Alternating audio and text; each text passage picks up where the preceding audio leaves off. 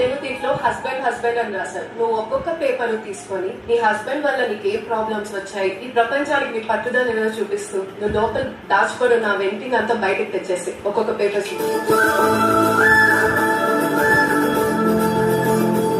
ప్రతి తల్లిదండ్రులు పెళ్లి చేసిన తర్వాత మ్యారేజ్ బాగుంటే ఓకే, బాగా లేకపోతే నాన్న నాకు ఈ ప్రాబ్లం ఉంది, నాన్న అమ్మ నాకు ఈ ప్రాబ్లం ఉంది, నేను బయటకు వచ్చేలా అనుకుంటున్నప్పుడు మాత్రం సర్దుకో అంటారు.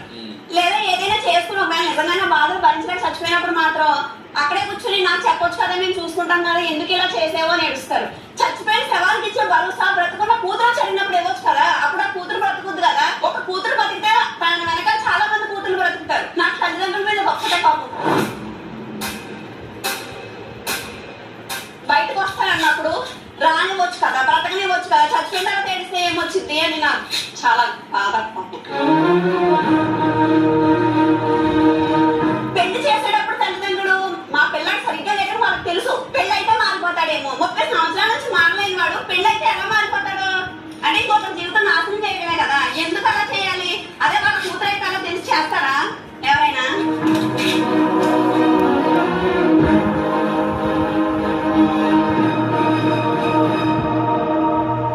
నిజంగా పిల్లల్ని పెంచే స్థోమత లేని ఎవరైనా సరే పెళ్లి చేసుకోకూడదు. వాళ్ళ లైఫ్ వాళ్ళు ఎంజాయ్ చేసుకుంటూ వాళ్ళు తిని వాళ్ళు బ్రతకొచ్చు కదా అట్లీస్ట్. ఎందుకు అలా చేస్తారు అది నాకు చాలా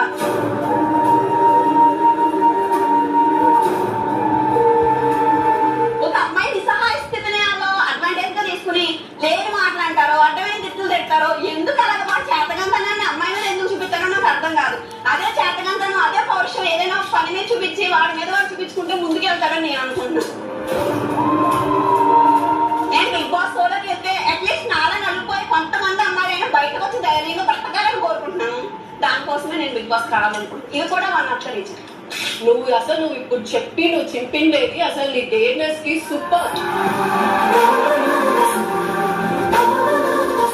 కానీ ఇప్పుడు నువ్వు ఇంటికి వెళ్తే మీ ఆయన మీ ఇంట్లోనే ఉంటారు, దీనికి ఎలా రియాక్ట్ అవుతారు అనుకుంటున్నావు? ఎలా రియాక్ట్ అయినా నేను ఐ డోంట్ కేర్ అని నేను అనుకుంటున్నాను కదా మేడం. ఎవరు ఏం చేసినా తనకు అనవసరం, తన లైఫ్ లో తను బాగుపడాలి.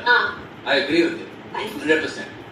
నువ్వు బాగుండాలి, నా పిల్లలు బాగుండాలి, సమాజం మారాలి. అట్లీస్ట్ ఒకళ్ళు ఇద్దరు కొంచెం ధైర్యంగా వాళ్ళకి నచ్చింది చేస్తే మెల్లిమెల్లిగా మారుతుంది. కానీ ఒక్క విషయం అడగొచ్చా రాజ్ కుమార్?